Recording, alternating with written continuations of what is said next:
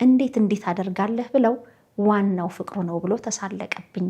የሰርግ ስነ ስርዓታቸውን ማስቆም አልቻልኩም። እናቲቱን ነበር መጀመሪያ የሚያውቅ። ከዛ በኋላ ልጅቱን ህፃን ልጅ ገና 17 ዓመት ያልሞላት ልጅ እንዴትስ ይህ ተፈጥሮ ነበር ብዬ ለቤተሰብ ልናገር። በግራ መጋባት ውስጥ ነኝ። እህትየው መጀመሪያ ፍቅረኛ ስትይዝ ይችኛዋን ደብቃታለች፣ ይችኛዋ ደግሞ ያችኛዋን ደብቃታለች እና የመደባበቅ ነገር ስለነበረ ነው። ግን ከይቅርታው ባለፈ ታዲዮስ ከይቅርታው ባለፈ የእህቴ ትዳር በውሸት ላይ የተገነባ ነው። ልጁ ልጅ ነው፣ የትም አይሄድም። አክስቱ ናት። ከነዚህ መፈጠር አለበት ተብሎ ነው። በቃ እግዚአብሔር አይሳሳትም አይደለም። ይሄ ልጅ ወደዚህ ምድር መምጣት ስላለበት መጥቷል።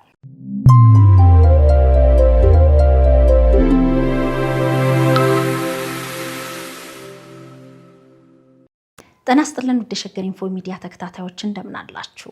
ይህ ሃሽታግ ምን ተሻለኝ የተሰኘው መሰናዷችን ነው። ዘወትር ቅዳሜ ምሽት ከ12 ሰዓት ጀምሮ በቀጥታ ስርጭት ከእናንተ ከውድ የሸገር ኢንፎ ሚዲያ ተከታታዮች ጋር የምንወያይበት መሰናዶ ሲሆን የቀጥታ ስርጭቱን ላልተከታተላችሁ ደግሞ በዕለተ ሰንበት ሃሽታግ ምን ተሻለ ይላሉ ባለታሪኮች እናንተ የመፍትሄ ሀሳብ እንድትሰጡ ቀንጨብ አድርገን የምናቀርብላችሁ መሰናዶ ነው።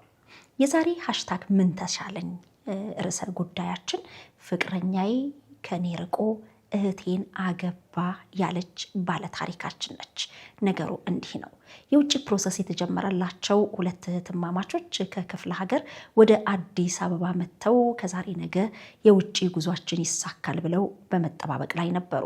ይሁንና ግን የውጭ ፕሮሰሱ እንደታሰበው በአጭር ጊዜ አላለቀም።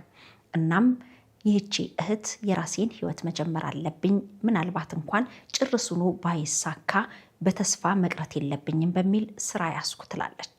በስራ አጋጣሚም ከአንድ ሰው ጋር ተዋውቃ የፍቅር ግንኙነት ጀመረች።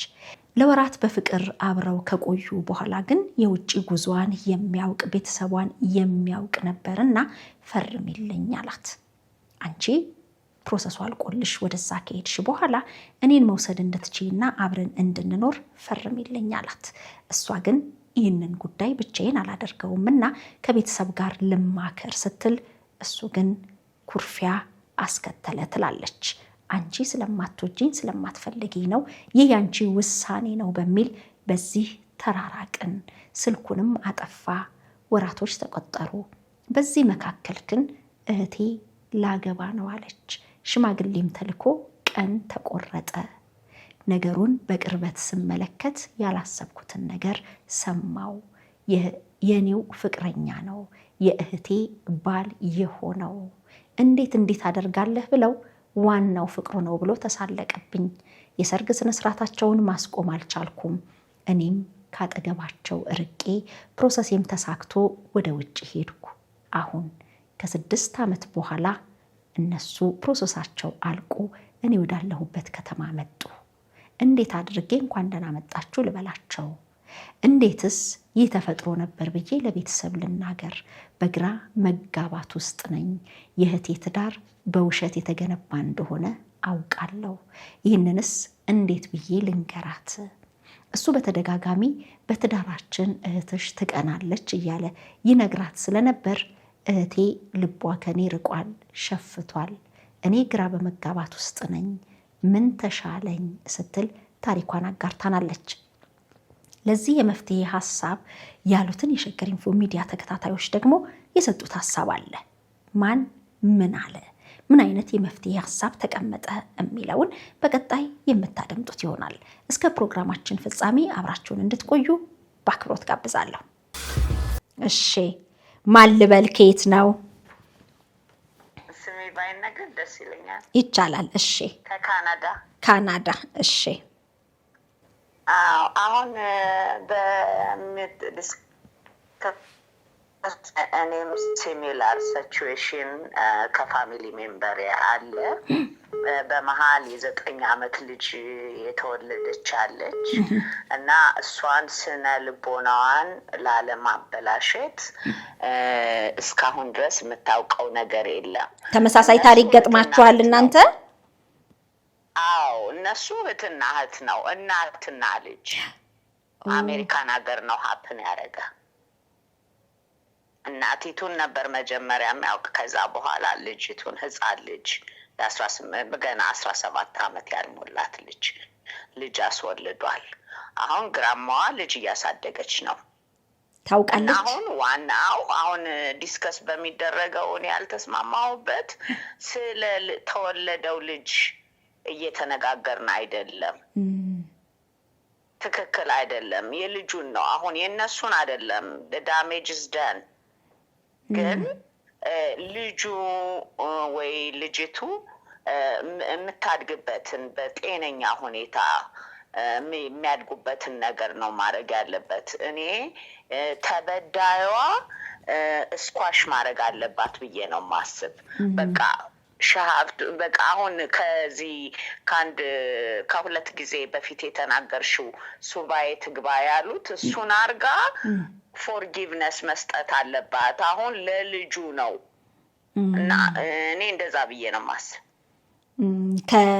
በቅርብ ከምታውቂው ታሪክም ተነስተሽ መታሰብ ያለበት የልጅ ደህንነት ነው።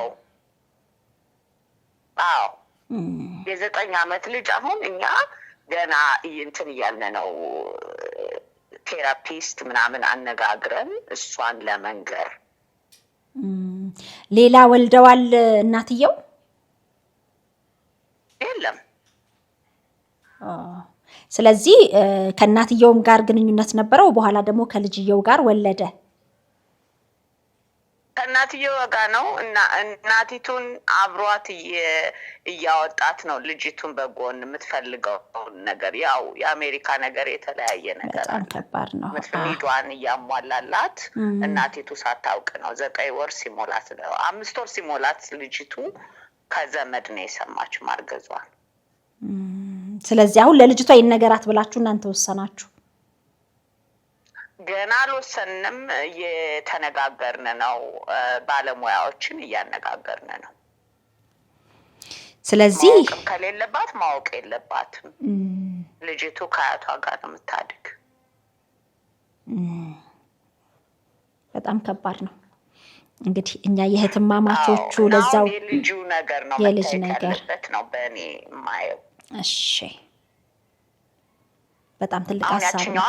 የመጀመሪያ በጣም I feel sorry for her። ግን ነገሩን ወደኋላ አይታው አሁን ልጁ የፈለገ ቢሆን አክስት ናት እና ልጁ ጤነኛ የሚሆንበትን ነገር ነው መነጋገር ያለብን ብዬ ነው ማስብ እኔ። እሺ እውነት ነው። የልጁ ነገር መዘንጋት የለበትም። ቢነገረው ልጅ አይምሮ ውስጥ ሊፈጥር የሚችለው ነገር ምንድነው የሚለውን በራሱ መታሰብ አለበት ነው። ትክክል። እንደገና ደግሞ አክስቱ ሳትጠይቀው አክስት አለ እየተባለ ነው አይደል? እውነት ነው። አክስቱ ሳትጠይቀው ስትቀር ምን ሆና ነው የቀረች አባቴ ሲመጣ ማለቷ አይቀርም። ይሄንን ነው እሷን በተደጋጋሚ ካልጠራው በምን ምክንያት አልጠራሽም እባላለሁ፣ ምን ምክንያት ሰጣቸዋለሁ ነው። ያ የኛ ያበሻ ነገር ነው መጠራት ምናምኑ አይደለም። ግን አትሊስት ልጁን የምታገኝበት ከዚህ በፊት ፍቅር አሳይታው ከሆነ እሷም ይስታረገዋለች። ግን እሱን ዋናው እሷ ፎከሷ መሆን ያለበት ከእህቷ ልጅ ጋር ነው መሆን ያለበት ብዬ ነው ማስብ። እሺ ትልቅ ሀሳብ ነው። አሁን የነሱ በቃ ዳሜጅ ሆኗል ነገሩ። ምንም ልንቀይረው አንችልም፣ ወደኋላ መሄድ አይቻልም። ግን አሁን ይሄ ልጅ አለ፣ ህፃን ልጅ የሚያድግ ልጅ አለ። አክስቱንም ፍቅር ማግኘት ይፈልጋል። አሁን እቺ ልጅ እኔ ማወራሽ በአክስት ባጎት በምናምን በጣም ብዙ ፋሚሊ በእናቷ ሳይድ ስለነበራት በዛ ነው። ምንም የምታውቀው ነገር የለም። ምንም የምታውቀው ነገር የለም እስካሁን ድረስ። ግን ባይነገር ይሻላል፣ እነሱም ግንኙነት ስለሌላቸው በቃ ባይነገር ይሻላል በሚለው እየሄድን ነው። ግን ባለሙያ እያነጋገርን ነው። በጣም ይሄ ደግሞ ለጆሮም ከበድ ያለ ከባድ ነው። ግን ደግሞ ለተወለደችው ልጅ መታሰብ አለበት። እውነት ነው። እንግዲህ አሁን ላይ የምንሰማቸው ነገሮች በጣም እየከበዱን እውነት ነው እንዴ እያልን እየተጠራጠርን ሁሉ ግራ ቀኝ የምናይበት ጊዜ አለ። አንዱን ስናነሳ ደግሞ እንዲህም ሆኗል ተብሎ የሚመጡ ነገሮች አሉና ለውሳኔም ያመቻል ብዬ አስባለሁ። ባለታሪካችን አሁን ይሄንን ስትሰማ ምን መወሰን እንዳለባት ትረዳለች ብዬ አስባለሁኝ። እጅግ በጣም አመሰግናለሁ። እሺ እኔ እናት እግዚአብሔር ያክብርልኝ። ስሜ ይቅር ከሊባኖስ ነው የምደውለው። እሺ አው ታሪኩ እንደሰማነው በጣም ከባድ ነው። እንደዚህ አይነት ነገሮች ደግሞ አሁን ለምሳሌ እሷ ብትጠራው ልክ አይደለም። በዚሁ ደግሞ ነገሮች እንትን ብለው ካለፉ ይሄ ሰው ምናልባት ከእህቷ ጋር ራሱ ያለ ላይቆይ ይችላል። ትዳሩ ራሱ ሊበተን ነው። ምክንያቱም የፍቅር አይመስለኝም ከእህቷ ጋር ራሱ ጋብቻው።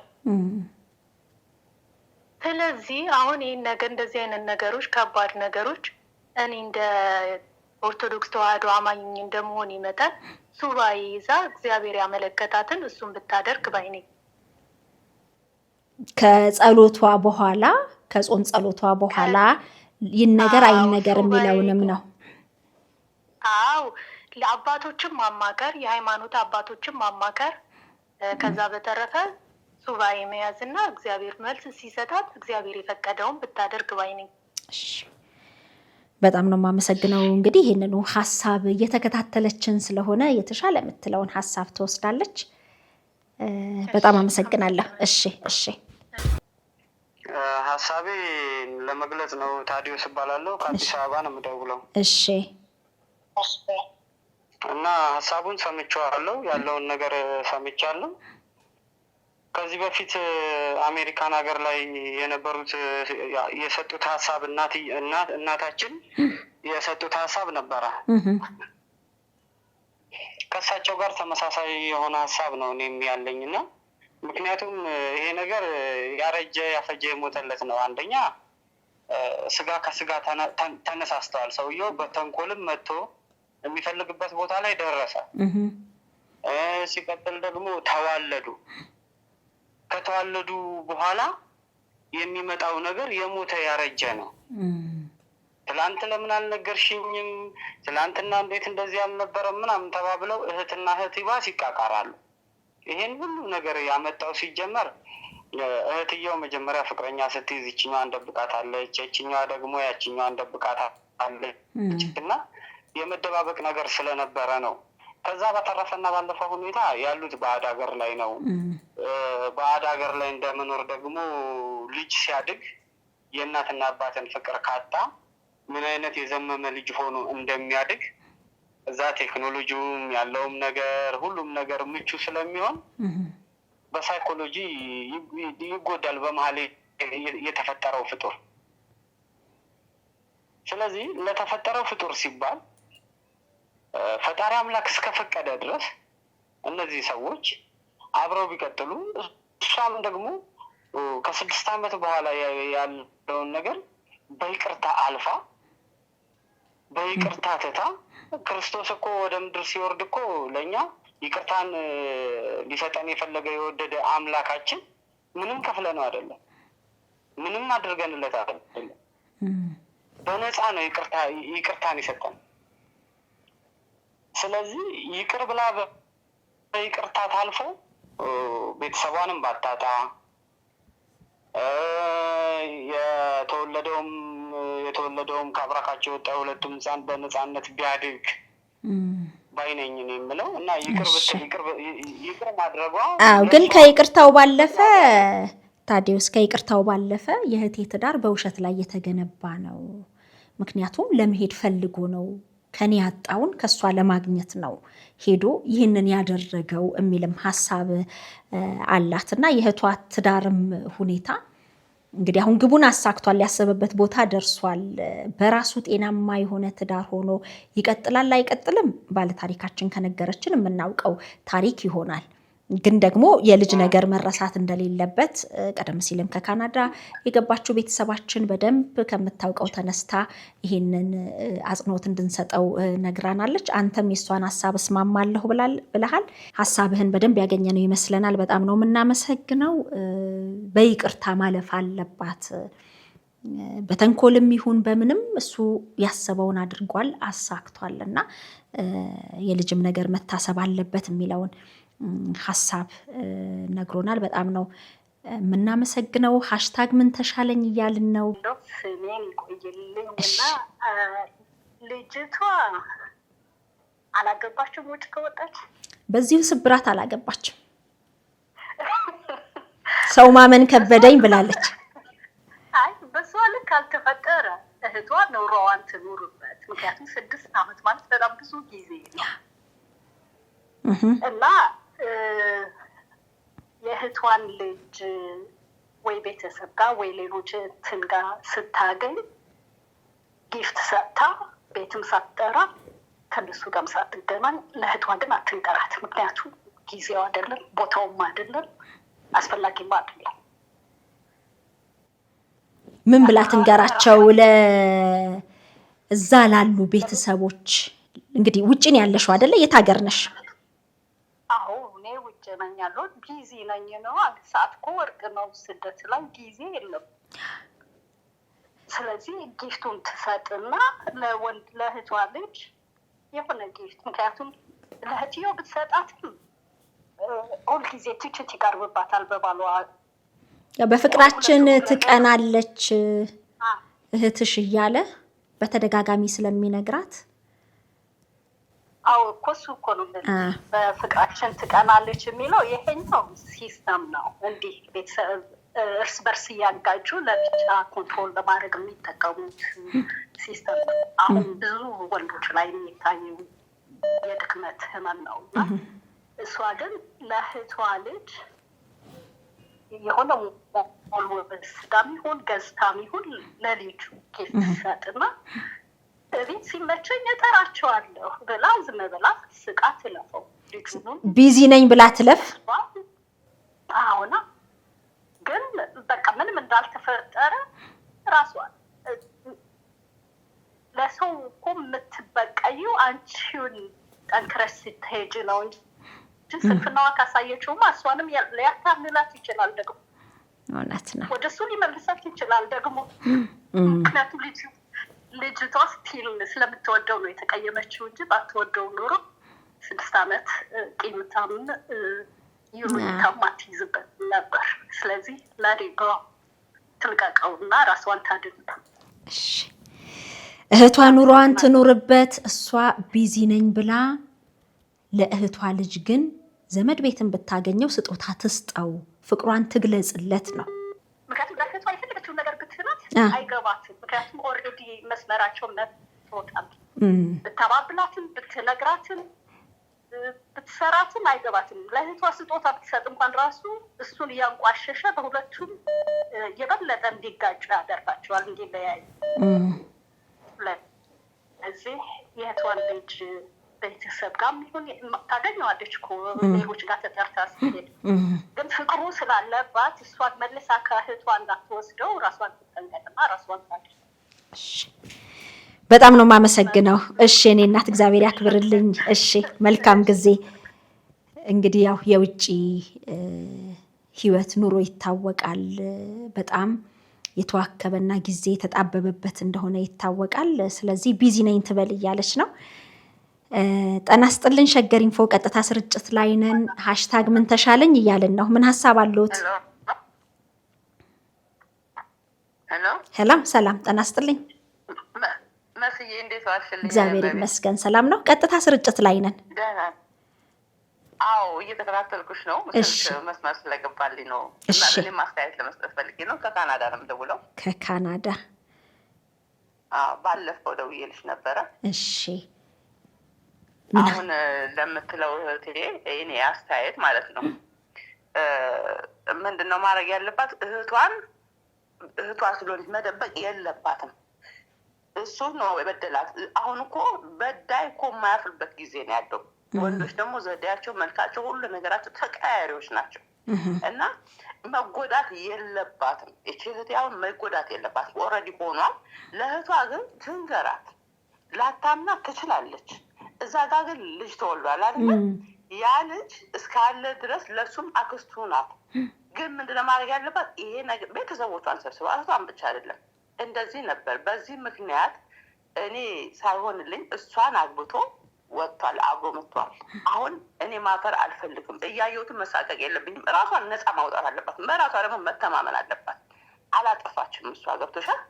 በዚህ ሁኔታ ውስጥ ግን ልጅ አባት አያጣም። ለምን ያጣል? አባት ነው እኮ። የራሷ ኮንፊደንስ ነው እኮ የሚያስፈልጋት። በቃ አባት ነው፣ እናት ናት አይደለ እንዴ? እህቷን ግን ደግሞ ማጣት የለባትም። እህቷን በማታውቀው ሁኔታ ተሸፋፍና ማለፍ በህመም ነው የሚለው። መታመም የለባትም። በቃ ውስጧ ያለ ስትናገርና ስታስረዳት ይቀላታል። የእውነቴን ነው የምልሽ። ልጁ አክስቱ ናት። ይሄ ነገር ሀብቱን አድርጓል፣ መቀየር አይችልም። ግን በእንደዚህ ያመንኩት እኔን ትቶ አሁን አንቺ በማታውቂው አግብቶሻል። እኔና አንቺ ታማቾች ነን፣ መጣላት የለብንም። በቃ ሰውየው ቢፈልግ ይቀመጥ፣ ቢፈልግ ይሄድ። ራሱ ነው እኮ ማፈር ያለበት። ቤተሰብ ማወቅ አለበት እንደዚህ አይነትም ባለች እና ራሷን ነጻ ታውጣ። በቃ ግልጽ ሆና ለራሷ ታሳም። ራሷ ጎበዝ ናት። በቃ ራሷ የምትወድ ሴት መሆን አለበት። ለራሷ ትቁም ነው ብለው። በቃ ልጁ ልጅ ነው፣ የትም አይሄድም እኮ አክስቱ ናት። ከነዚህ መፈጠር አለበት ተብሎ ነው። በቃ እግዚአብሔር አይሳሳትም አይደለም። ይሄ ልጅ ወደዚህ ምድር መምጣት ስላለበት መጥቷል። ግን በቃ ትንገራት። የኔ ነበረ ይሄንን አድርጎ ግን መጥቷል። እኔና አንቺ እዚህ ጋር ግን መቀየም የለብንም።